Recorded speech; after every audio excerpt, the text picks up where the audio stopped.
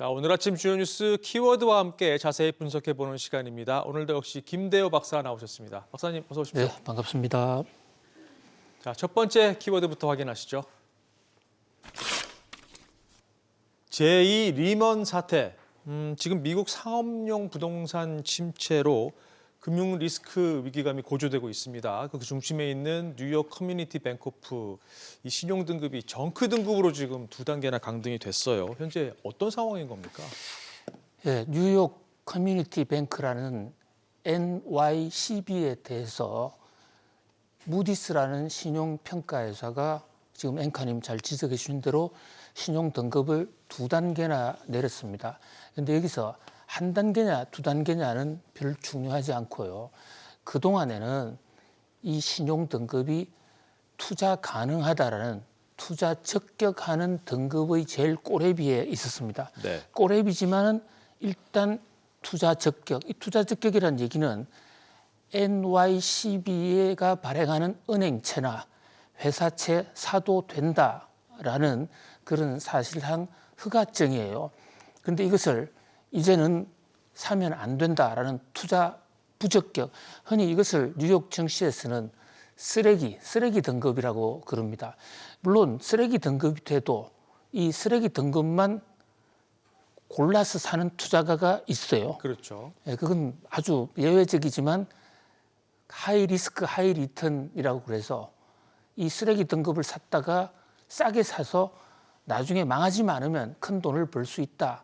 이래서 팔리기도 하지만 그러나 무디스 같은 신용평가, 무디스가 세계 1등입니다.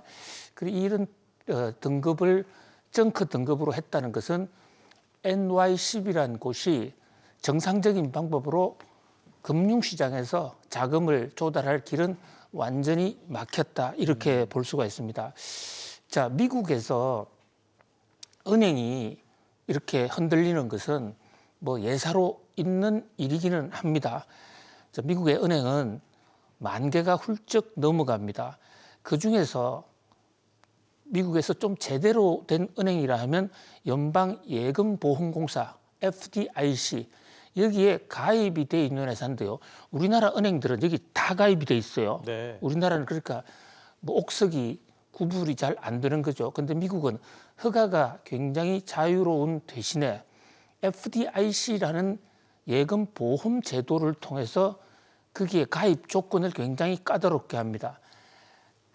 그 예금 보험공사에 가입이 안 될 정도의 금융기관이라고 그러면 규모가 아주 작기 때문에 은행이 무너져도 세계 경제나 특히 미국 경제에 별다른 영향을 주지 않습니다.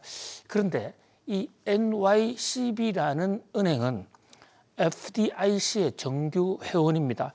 정규 회원인 정도가 아니고요. 사실 자꾸 언론에서는 이 NYCB를 지방은행, 지역은행이라고 부르는데 미국은 모든 은행들이 다 지역은행입니다. 아, 그렇군요. 중앙은행이 없어요. 네. 자, 그러면 미국에서 제일 큰 은행 예를 들어서 뭐 시티은행은 뉴욕 지역은행입니다. 그다음에 BOA 은행 이것은 캘리포니아 지역은행입니다. 미국은 은행법 자체가 지역을 넘어서서 원래 영업을 하지 못하도록 돼 있는 게 원칙이에요. 물론 클린턴 대통령 때 일부 지역을 좀 허가를 일부 지역에서는 다른 주를 넘어서도 할 수 있도록 좀 허가가 완화됐습니다만은 원칙적으로는 모두 지역은행이라는 거죠. 그래서 지역은행이 망해도 별 걱정 없어라는 말은 잘못된 얘기예요. 지역은행도 서열이 있는데 이 NYCB가 랭킹이 어느 정도 되느냐. 미국 전체 랭킹의 30위권에 있는 상당히 큰 은행입니다. 그러네요. 자, 그다음에 뉴욕이 어떤 곳입니까? 뉴욕은 미국 경제력이 금융 부분에서는 거의 집중되어 있는 세계 금융의 수도입니다. 네. 그런데 뉴욕 지역에서 NYCB가 차지하고 있는 비중, 특히 대출 비용은 1등이에요. 상업용 부동산 대출 NYCB가 1등입니다. 보통 웰스파고라든지 BOA, JP 모건 같은 데는 일반 대출을 잘 하지 않거든요. 그렇다 보니까 상업용 대출 1등, 그러니까 미국 최고 금융 중심지인 뉴욕에서 그 중에서도 1등하는 은행의 주가가 연일 떨어지고 있다. 이 대목은 조금 주목해 볼 만은 해요. 특히 이 NY12가 부도가 난 이유 중에 하나가 지난번 SVB, 그러니까 실리콘밸리 은행들 네. 무너졌을 때 거기에 시그니처라는 은행을 연방 정부의 부탁으로 인수를 했어요. 네. 부실은행을 인수를 했는데 그것의 부담도 같이 이번에 문제가 된 것입니다. 네. 그러니까 이번 사태는 NY12 사태는 단순한 NY12 한 은행의 문제뿐만이 아니라 바로 실리콘밸리 은행에 지난해 초에 터졌었죠. 그거의 연장선상이다. 또 이제 가장 큰 문제는 역시 부동산 대출을 많이 해줬는데요. 요 한 중간급 규모, 중상에 있는 이런 회사들이 부동산 대출을 많이 해줬거든요. 상업용 부동산이 이제 문제가 되는 그 상업용 부동산요. 한 빌딩 전체가 지금 완전 공실이 돼 있는 그런 빌딩의 숫자가 수천 개에 지금 달하고 있는 그런 보도도 나오고 있어요. 네. 물론 잘 되는 곳은 잘 되지만요. 이게 코로나 팬데믹 이후에 재택근무 뭐 이런 그 여러 가지 그 미국 사회의 변화상까지 겹친 데다가 금리 인상으로 그 쩐주들이 돈을 이자를 감당 못해서 연체를 하기 때문에 문제가 생긴 겁니다. 그래서 주가도 연일 폭락하고 급기야 무디스가 투기 등급으로 쓰레기로 강등까지 해버렸습니다. 지금 이 순간에는 주가가 좀 반등을 하고 있어요. 그것은 현재 NY12가 시제금, 디포지트 금액을 총 공개를 했습니다. 우리 아직은 부도날 상태는 아니다.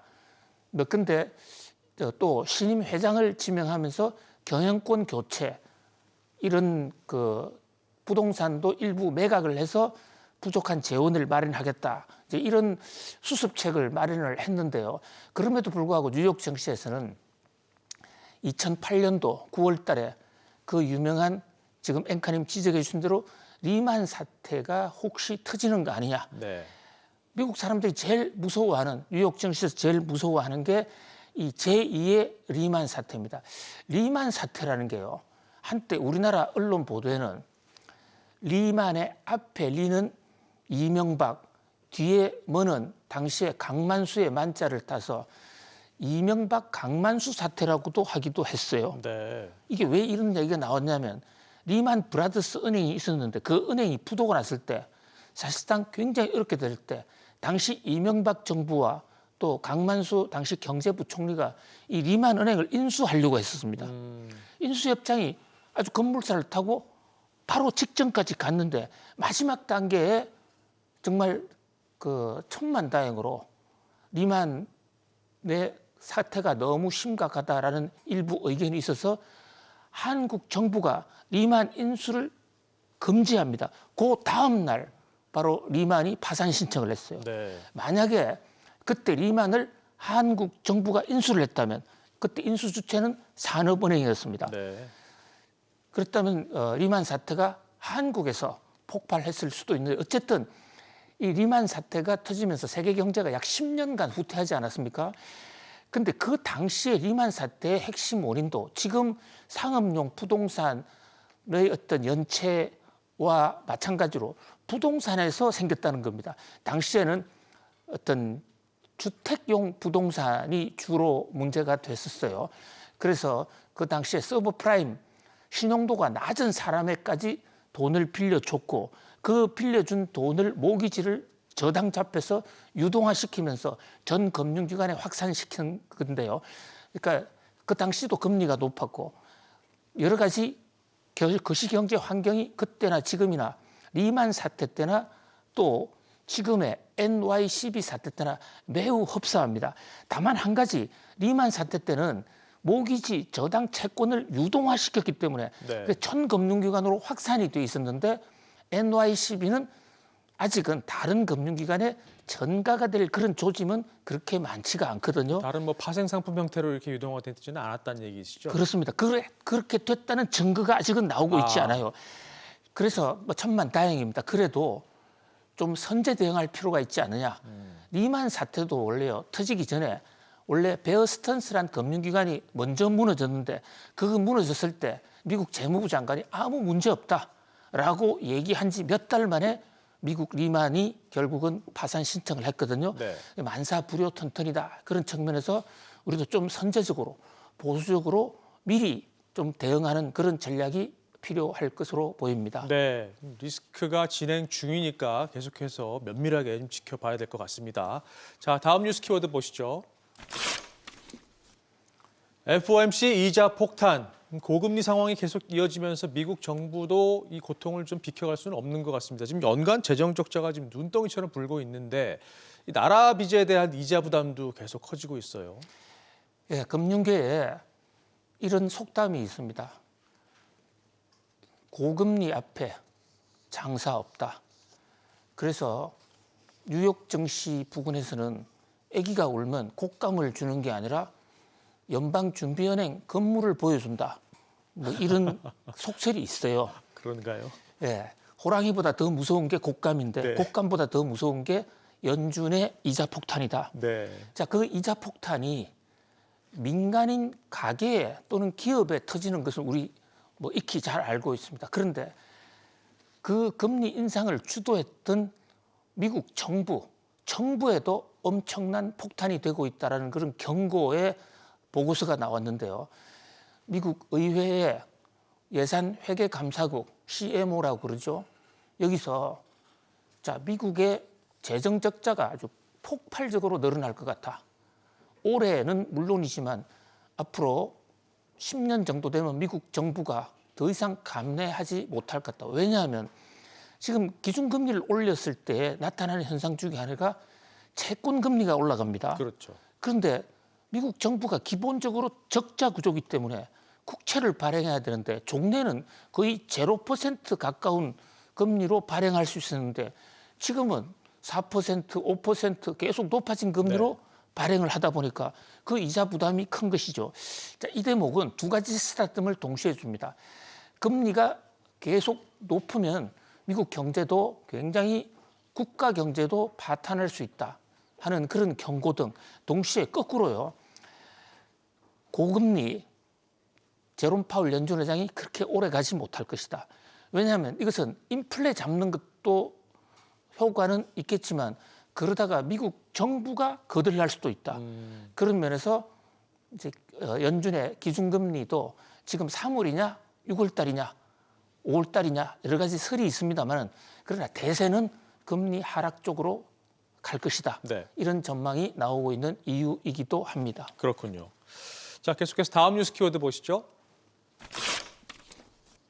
멕시코 어부지리. 멕시코가 지금 미중 갈등의 수혜를 받고 있는 것 같습니다. 대미 수출국 가운데에서 중국을 제치고 20년 만에 지금 1등이 됐다는 얘기가 나왔습니다.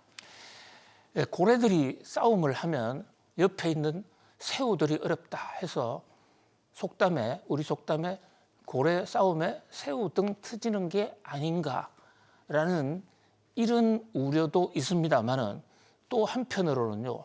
어부지리란 말도 있습니다. 자, 이 어부지리라는 것은 뱁새하고 조개가 막 싸웁니다. 싸우다가 뱁새가 조개를 먹으려고 콕콕 이 조개 껍데기를 쑤시기 시작하니까 조개가 안간 힘을 써서 입을 벌렸다가 다듬으로써 그 뱁새를 물어버립니다. 그러니까 뱁새가 오도 가지도 못하고 조개도 오도 가지 못하는 상황이 되는 그러니까 고래 두 마리가 싸우다가 옆에서 꼼짝 못하는 상황이 되면 새우가 고래를 먹을 수도 있는 상황이 온다. 이것이 어부질인데요. 그 어부질이 혜택이 지금 멕시코에 나타나고 있다라는 이런 미국의 통계 보고입니다. 네. 미국이 중국과 싸움을 경제, 무역 갈등을 빚다 보니까 중국산 물건을 상당히 수입을 줄였는데 그 결과 20년 만에 거의 처음으로 지금 미국의 최대 교역 대상국이 중국에서 멕시코로 바뀌었다. 이것이 바로 옆에 붙어 있다는 그 이점, 특히 멕시코의 땅값과 인건비가 싸다는 이런 장점들이 멕시코를 또 한 번 경제 부흥을 시키는 네. 그야말로 어부지리의 기회가 되고 있습니다. 자, 미국의 언론들은 멕시코뿐만이 아니라 베트남, 한국도 어부지리를 받고 있다라고 지금 보도를 하고 있거든요.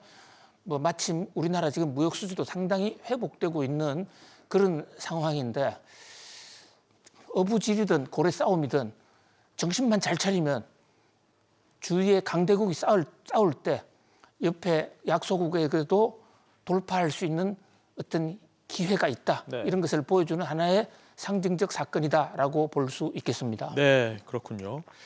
자, 다음 키워드 보시죠. 시진핑 최장암. 최근 시진핑 중국 국가주석의 사진 한 장에 핫 이슈가 되고 있습니다. 살이 좀 빠진 모습으로 등장을 했는데 이 사진 한 장 놓고 지금 최장암에 걸려 있다.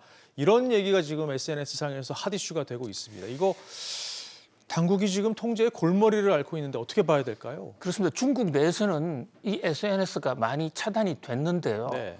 이게 중국을 넘어 일본, 미국으로 확산이 되면서 전 세계적으로 SNS에 시진핑 중국 국가주석이 췌장암에 걸렸다 하는 보도가 나오고 있습니다.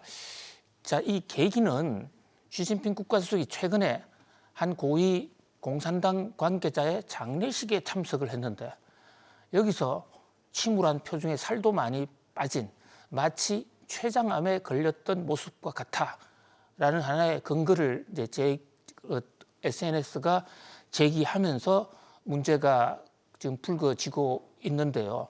물론 중국 당국은 이에 대해서 공식적으로는 가타부타 얘기를 하지 않고 있습니다. 보통 언론이 많이 통제되는 나라에서 지도자의 어떤 건강을 문제 삼는 그런 어떤 유언비어도 많이 나돌고 특히 푸틴은 우크라이나 전쟁 때 이런 건강 이상설이 많이 나돌았습니다. 그렇죠. 지금 중국은 부동산 경기 침체 등으로 주가 급락 이런 것 때문에 민심이 좀 동요하다 보니까 그 민심이 시진핑 국가주석에 대한 원망을 췌장암으로 변색을 시킨 게 아닌가라는 그런 어떤 분석도 나오고 있는데요. 이 췌장암이란 게 애플을 창업한 스티브 잡스가 바로 이 췌장암으로 사망을 했거든요. 이 췌장암은 정세가 없어서 조기 발견이 상당히 어렵다고 합니다. 아무튼 시진핑 국가주석에 대한 췌장암 얘기까지 나올 정도로 지금 중국의 여러 가지 인민들의 불만이 고조되고 있다 이렇게 볼 수 있겠습니다. 사진 한 장만 갖고 어떻게 췌장암인 줄 알 수 있을까요? 그것도 참 신기하네요. 그렇습니다. 저는 뭐 췌장암이라는 사실을 믿고 싶지는 않은데요. 네. 그런데 어떤 소문이 났을 때 누가 유언비어를 퍼뜨렸을 때 그것이 빠른 속도로 확산이 되는 것은 과학적 근거가 있거나 아니면 지금처럼 과학적 근거가 없을 때도 좀 그 사람이 췌장암에 걸렸으면 좋겠다라는 이 희망을 갖는 사람이 조금 있는 것이 아닌가라는 네. 그런 좀 생각을 해봅니다. 예. 자, 오늘 마지막 뉴스 키워드 보시겠습니다. 춘절 대 설날. 이제 우리 고유 명절인 설 명절이 바로 코앞으로 다가왔습니다. 중국에서는 이걸 춘절러 부르잖아요. 같은 것 같지만 차이가 있죠. 그렇습니다. 지금 자, 한국에서는 설날이라고 그러고 중국에서는 춘절, 뭐 중국어 발음대로 하면 춘지에 이렇게 발음이 되는데요. 이것을 미국에서는 한때 차이니즈 뉴 이어라고 표현을 했습니다. 중국 인구가 워낙 많기 때문이기도 하겠죠. 자, 그런데 최근에 이것을 루나 뉴 이어로 바꿔라. 왜냐하면 설의 역사가 반드시 중국에서 시작됐다는 근거가 없다. 더더군다나 중국의 춘제 역사가 시작된 게 1913년이에요. 예. 중국의 이 1911년에 신의 혁명이 일어나면서 네. 양력을 도입하면서 음력설이 이름이 1913년 위안스카이의 명령대로 이제 4대 명절의 하나로 춘제와 단오, 추석, 동지의 하나로 춘제란 말이 처음으로 도입이 됐는데요. 역사 속에서 나타나는 설날의 첫 기원은 요순시대 이것도 과학적 근거는 없습니다만은 뭐 그 당시에 그 요임금이 순임금에게 권력을 물려줬을 때 제사 지내던 행사다. 그것을 원단, 정초 이렇게 표시를 해왔는데 중국은 1913년에 위안스카이 칙령으로 춘제를 도입하고 1914년부터 쇠습니다. 근데 우리는 이제 설날이라는 이름으로 음력과 양력을 넘나드는 그런데 그 뜻은 중국의 춘제라는 뜻은 입춘에서 의미를 왔어요. 그래서 봄이 시작된다. 근데 우리나라는 설날은 낯설다는 의미, 뭐 새로 시작된다는 의미 이래서 어원도 조금은 다르죠. 특히 인사말이 많이 다릅니다. 자, 중국에서는 꾸니엔하오 그리고 꿍시빠차이, 꿍시빠차이라는 게 돈 많이 버세요. 네, 네. 이게 가장 많이 나오는 인사인데 이렇게 중국인들 답죠. 네. 중국 상인들. 우리나라는 뭐 새해 복 많이 받아라, 네. 만사형통하라. 뭐 어쨌든 어떻게 달랐든 지금 이제 새해가 시작됐습니다. 청룡의 한 해가 시작되는데요. 시청자 여러분, 새해 정말 만사형통 또 이 새해 아주 풍성한 복을 누리시기를 바랍니다. 네. 자, 오늘 짚어본 뉴스 키워드 다시 한번 보실까요? 제2 리먼 사태, FOMC 이자 폭탄, 멕시코 어부지리, 시진핑 최장암, 그리고 춘절대 설날까지 짚어봤습니다. 박사님도 새해 복 많이 받으십시오. 고맙습니다. 네, 감사합니다.